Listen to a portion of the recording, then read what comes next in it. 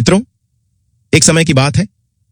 देवी लक्ष्मी और भगवान विष्णु क्षीर सागर में शेषनाग की सैया पर विश्राम कर रहे थे। तभी देवी लक्ष्मी भगवान विष्णु से पूछने लगती हैं, हे प्रभु, शरीर का वह कौन सा अंग है जिससे उसका भाग्य जुड़ा हुआ होता है? कृपया आप मुझे स्त्रियों के शरीर के अंगों के शुभ लक्षणों के विषय में विस्तार से बताइए। भगवान श्री हरि विष्णु मुस्कुराते हुए कहते हैं, हे देवी, आज तुमने बहुत ही महत्वपूर्ण प्रश्न किया है। इस संसार में स्त्री का महत्व सबसे बढ़कर होता है।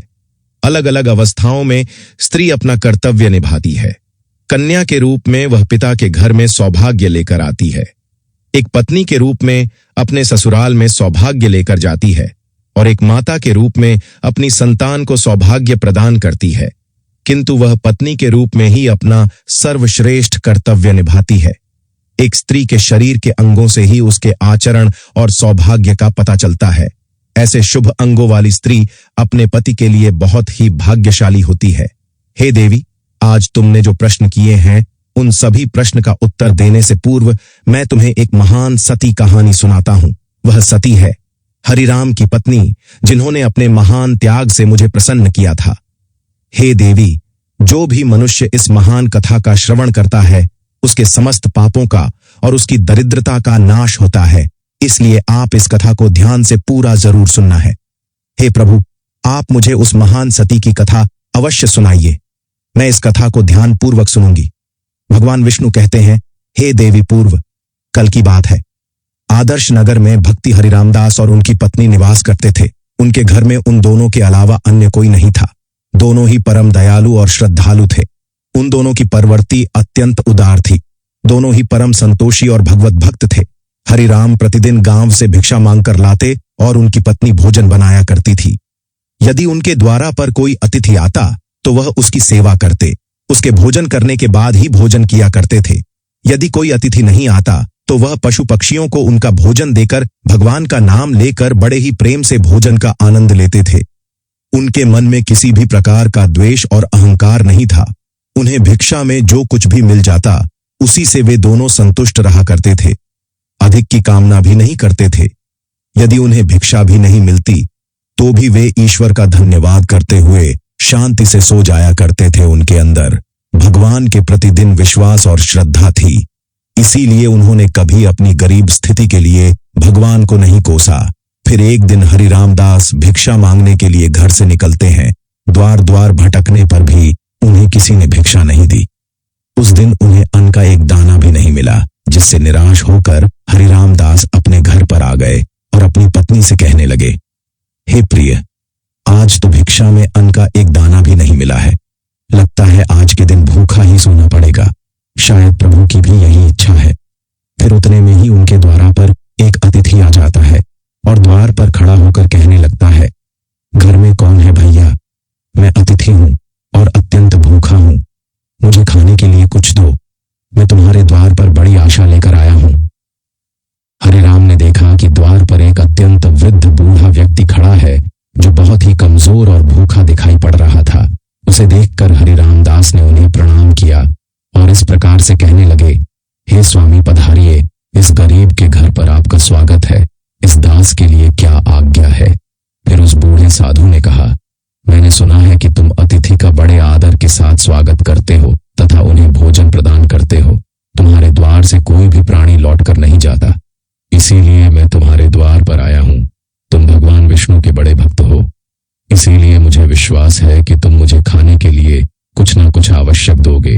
इसीलिए मैं मुट्ठी भर अन्न पाने के लिए तुम्हारे द्वार पर आया हूं। कृपा करके मेरी भूख मिटा दो। मैं भूख से अत्यंत व्याकुल हो रहा हूं। कई दिनों से मैंने भोजन नहीं किया है। मेरे अंदर अब चलने फिरने की भी शक्ति नहीं है। यदि मुझे अन्न नहीं मिला तो मैं तुम्हारे द्वार पर ही प्राण त्याग दूंगा। उस बूढ़े साधु के ऐसे वचन सुनकर हरिरामदास को बहुत दुख हुआ। फिर हरिरामदास ने उस बूढ़े साधु को सहारा देते हुए घर के अंदर बुलाया।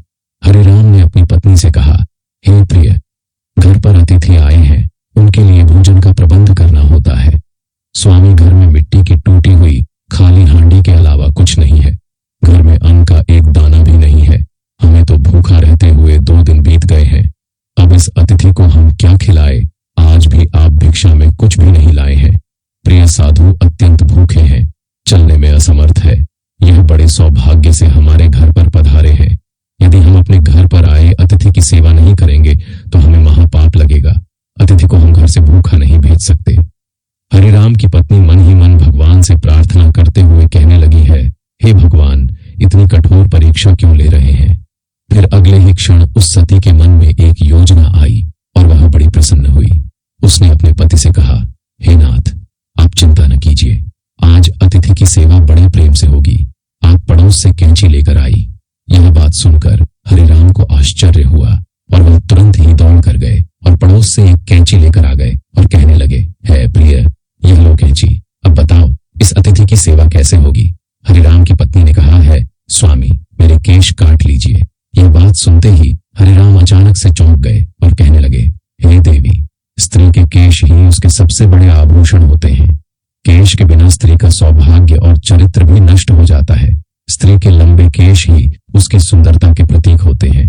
मैं यह पाप नहीं कर सकता। हरिराम की पत्नी ने जोर देते हुए कहा, हे स्वामी, आप चिंता न कीजिए, शायद यही प्रभु की इच्छा है। आप निसंकोच होकर बराबर के केश छोड़कर बीच के सारे केश काट लो। हरिराम की पत्नी ने उन केशों को लेकर उनसे एक डोरी बना दी और हरिराम उस डोरी को लेकर बाजार गए। सौभाग्य से वह डोरी तुरंत ही बिक गई। उससे प्राप्त धन से हरिराम ने चावल, दाल, आटा, घी, चीनी और सब्जी आदि सभी आवश्यक सामग्री खरीद ली और उसे लेकर बड़ी ही प्रसन्नता से लौटकर घर आ गए। फिर हरिराम की पत्नी ने बड़ी शुद्धता और प्रेम से रसोई बनाई। उन्होंने घर आए उस बूढ़े अतिथि को आसन पर बड़े आदर और प्रेम के साथ बिठाया। उस साधु को बूढ़ा समझकर हरिराम की पत्नी ने उसे थोड़ा ही भोजन परोसा, किंतु वह साधु तो बड़ा ही विचित्र था। जब उस साधु ने भोजन करना शुरू किया तो कुछ ही क्षणों में उसने परोसे हुए भोजन को खाकर समाप्त कर दिया। उस सती ने फिर से थोड़ा भोजन परोस दिया। थोड़ा थोड़ा करते हुए साधु ने हरिराम की पत्नी की बनाई हुई सारी रसोई खाली कर दी और फिर अपने पेट पर हाथ रखते हुए कहने लगा, तुम दोनों की सेवा से मैं बहुत प्रसन्न हुआ। आज अनेक दिनों बाद मुझे इतना भोजन प्राप्त हुआ है। तुम्हारे बारे में जो कुछ भी सुना था वह सत्य ही था। आज मेरी तृप्ति हुई है, किंतु मेरा शरीर बहुत बूढ़ा हो गया है। आज मेरे लिए चलना संभव नहीं है, इसीलिए मैं आज के दिन आपके घर पर ही विश्राम करता हूं। शाम को केवल एक हांडी चावल से काम चल जाएगा उस साधु के द्वारा। इतना कहते ही हरिराम ने कहा, जो आज्ञा महाराज, आप विश्राम कीजिए, मैं शाम के भोजन का प्रबंध किए देता हूं।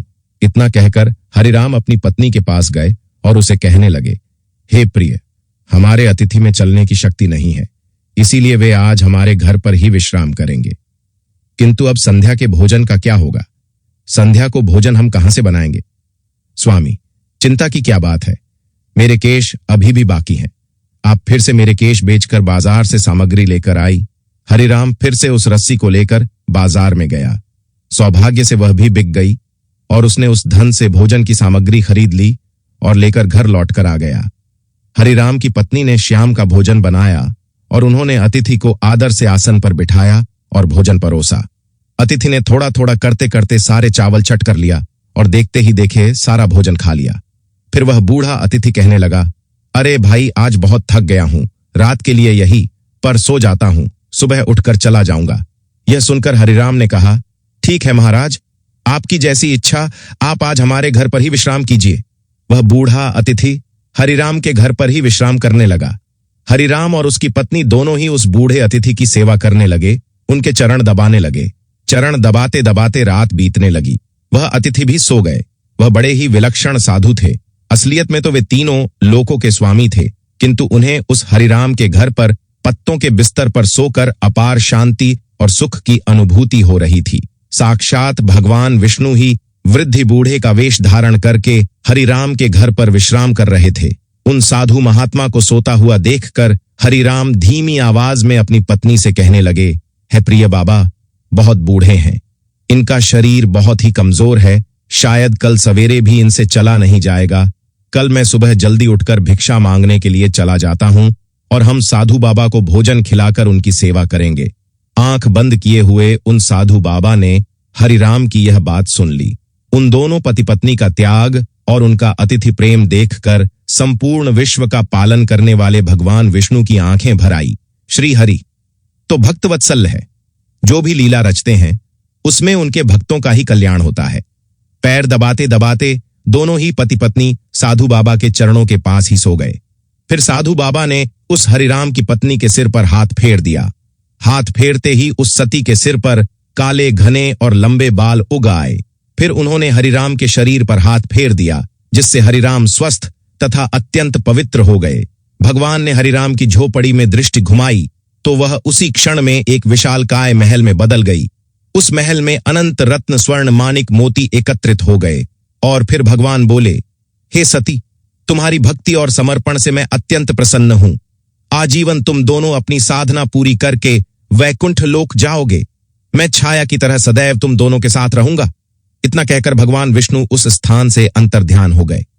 कुछ देर बाद जब हरिराम की पत्नी की नींद खुली तो वहां का नजारा देखकर वह आश्चर्यचकित हो गई। कल की सारी घटना उसको याद थी। अचानक से कैसे केश उगाए, यह दुर्लभ वस्त्र आभूषण अनमोल रत्न, यह महल अचानक कहां से आ गया।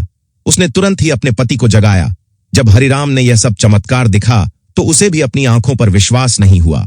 वे दोनों ही एक दूसरे की ओर देखकर सोच में पड़ गए। फिर हरिराम ने अपनी पत्नी से कहा, हे प्रिय, कल हमारे घर पर आए हुए वह बूढ़े साधु कहां पर गए। दोनों ने उन साधु महात्मा को चारों ओर देखा, लेकिन वे उन्हें कहीं पर भी दिखाई नहीं पड़े। हरिराम ने हर्ष से प्रफुल्लित होकर अपनी पत्नी से कहा, हे प्रिय, ये कोई सामान्य अतिथि नहीं थे, वे साक्षात भगवान विष्णु ही थे। यह सारी विभूति सुदामा की तरह ही उन्होंने हमें भी प्रदान की है। हम दोनों ही उन्हें समझ नहीं पाए। भगवान विष्णु कहने लगे, हे देवी, इस प्रकार से हरिराम की पत्नी ने एक स्त्री के सबसे महत्वपूर्ण आभूषण का त्याग करके अपनी भक्ति की परीक्षा दी। एक स्त्री के लिए उसके केश सबसे महत्वपूर्ण आभूषण है। केश गंगा के समान पवित्र है। स्त्री के बाल लंबे होने से उसे सौभाग्य की प्राप्ति होती है। जिस स्त्री की हाथ की उंगलियां गोल लंबी पतली, वह मिलने पर छेद रहित कमल तथा लाल रंग की हो, वह सुख भोगने वाली होती है। भगवान विष्णु के अनुसार यदि किसी महिला का चेहरा गोल होता है और उसकी नाभि दाएं और झुकी हुई है, वह आगे जाकर भाग्यशाली होती है और प्रसिद्धि प्राप्त करती है। दोस्तों, आपको आज की कथा कैसी लगी और कथा अच्छी लगी है तो वीडियो को लाइक और चैनल को सब्सक्राइब अवश्य करें। जय विष्णु भगवान।